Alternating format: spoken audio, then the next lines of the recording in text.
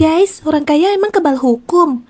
Drama anak bos roti di Cakung akhirnya temuin titik terang, guys. George Sugama Halim, pelaku yang ngamuk-ngamuk dan bertindak semena-mena terhadap pegawai toko roti, berhasil ditangkap polisi di Sukabumi pada Minggu malam. Aksinya yang bikin heboh dari caci maki sampai lempar barang sekarang harus dipertanggungjawabkan, guys. Ini bukti tegas ya, hukum itu berlaku buat semua orang. Gak peduli sekaya atau seberkuasa apapun kamu. Gak ada tuh istilah kebal hukum di negara ini. Tapi kok bisa ya anak bos tega banget sama karyawannya? Korban berinisial D menceritakan gimana dirinya sering jadi sasaran emosi George. Gak cuma dilempar barang, guys, ia juga dicaci maki dengan kata-kata kasar seperti miskin dan babu, bahkan ditantang, mana bisa orang miskin kayak lu laporin gue ini kebal hukum. Ngerinya lagi nih guys, kejadian ini bukan yang pertama guys. Sebelumnya, George juga ngamuk gara-gara makanan gak diantar ke kamarnya. Toksik banget kan? Kalau begini terus, sampai kapan perilaku arogan kayak gini bakal terus dibiarkan? Beruntung polisi gercep dan langsung ambil tindakan. George sekarang harus siap-siap menghadapi jeratan pasal 351 KUHP tentang penganiayaan. Ini jadi pengingat buat kita semua, hukum itu nggak pilih kasih. Mau siapapun kamu, anak bos, pejabat, atau orang biasa, kalau berbuat salah, ya tetap harus berani bertanggung jawab. Jadi yuk sama-sama belajar untuk lebih menghargai orang lain.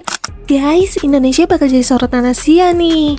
Indonesia bakal jadi tuan rumah kejuaraan Anggar Asia 2025 nih guys. Event internasional ini resmi diumumkan oleh Konfederasi Anggar Asia atau FCA dan bakal digelar di Bali pada 14 hingga 22 Juni 2025. Kebayang gak sih 35 negara bakal ngumpul dan adu kehebatan di salah satu ajang anggar paling bergengsi ini? Ketua Umum PBIKASI Amirianto bilang kalau Indonesia siap kasih yang terbaik dan gak bakal mengecewakan sebagai tuan rumah. Tapi yang gak bisa dipungkiri guys, tantangannya cukup berat. Ketua Bidang Pimpinan dan Prestasi PBIKASI, Mas Yudi, jujur mengakui kalau atlet anggar Indonesia masih minim pengalaman tanding di kancah internasional. Meski begitu, semangat dan tekad para atlet nggak main-main. Pertanyaannya nih ya, cukupkah latihan keras dan persiapan sesingkat ini untuk membawa Indonesia jadi juara umum? Atau kita harus rela cuma jadi penggembira di rumah sendiri? Jawabannya ada di tangan kita semua guys. Dukungan penuh dari rakyat Indonesia bisa jadi bahan bakar buat atlet kita untuk tampil maksimal di arena nanti. Dengan latihan rutin, persiapan matang, dan doa terbaik dari seluruh penjuru negeri, mimpi jadi juara umum bukan sekedar harapan kosong guys. Yuk kita sama-sama support atlet anggar kebanggaan Indonesia. Mereka butuh semangat kita buat bawa pulang kemenangan dan bikin merah putih berkibar di panggung internasional.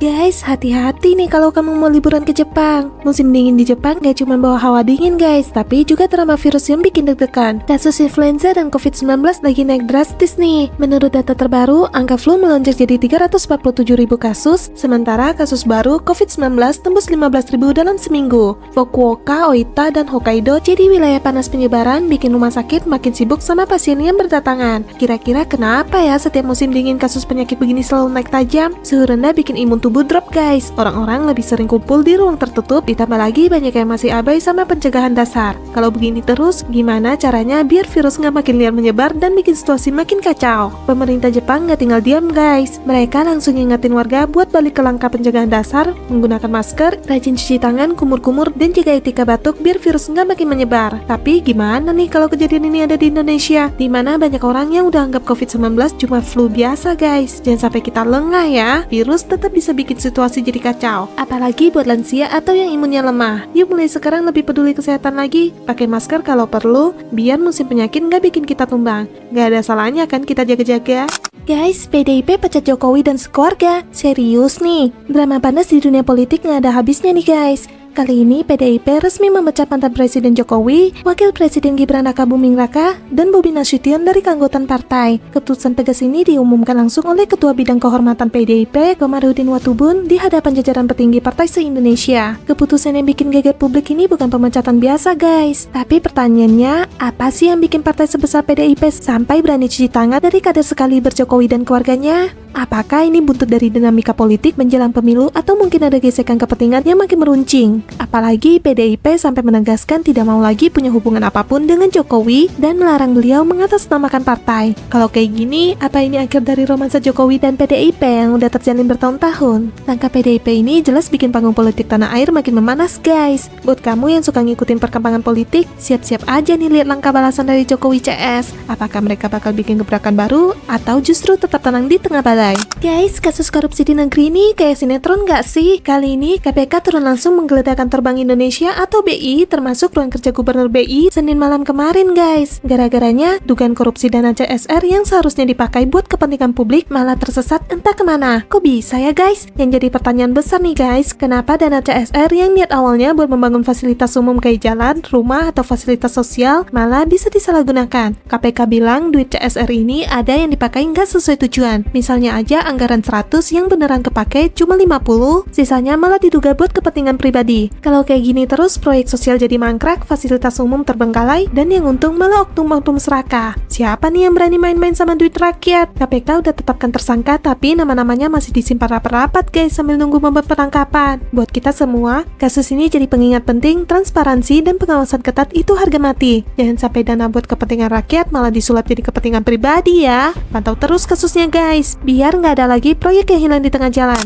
Guys, ada pengaturan skor di laga Piala AFF 2024. Drama Piala AFF 2024 makin panas nih guys. Timnas Kamboja yang lagi diguncang isu pengaturan skor malah berhasil ngegoyang Malaysia di klasemen grup A. Meski sempat kalah 1-2 dari Singapura karena blunder kiper Vireakdara yang mencurigakan, Kamboja bangkit dan gaspol menang 2-1 atas Timor Leste. Jadi siapa bilang mereka bakal tumbang? Yang bikin penasaran nih guys, benarkah ada match fixing di laga Kamboja versus Singapura? Federasi Sepak Bola Kamboja atau FFC udah mulai investigasi soal gol aneh yang bikin heboh. Kalau emang ada yang nggak beres, ini bukan cuma soal kalah menang guys, tapi integritas sepak bola yang dipertaruhkan. Bisa nggak nih FFC bersihin nama baik mereka sebelum laga krusial berikutnya? Dengan satu laga tersisa, Kamboja dan Malaysia sama-sama ngincar tiket semifinal guys. Tantangannya nggak main-main guys. Kamboja bakal hadapin Thailand, sementara Malaysia harus bentrok sama Singapura. Siap-siap aja ya, laga penentu ini bakal jadi momen yang penuh drama dan aksi. Jadi, tim Kamboja atau tim Malaysia nih? Yuk kasih prediksi kalian di kolom komentar. Guys, Jakarta bakalan tenggelam. Banjir rob lagi-lagi bikin heboh warga Jakarta Utara nih guys. Kali ini ada 5 RT yang tergenang air laut, bahkan di Kelurahan Pluit banjirnya sampai 55 cm. Gak cuman ganggu aktivitas, banjir ini juga mulai bikin warga ngeluh kena penyakit kulit. Duh, kapan nih rob stop jadi tamu tak diundang? Yang jadi pertanyaannya nih guys, kenapa sih masalah banjir rob ini nggak kelar-kelar? Meski BPBD dan tim gabungan udah gaspol ngatur aliran air dan sedot genangan, kok tiap musim rob malah makin sering muncul ya? Apalagi kesehatan warga mulai kena dampaknya.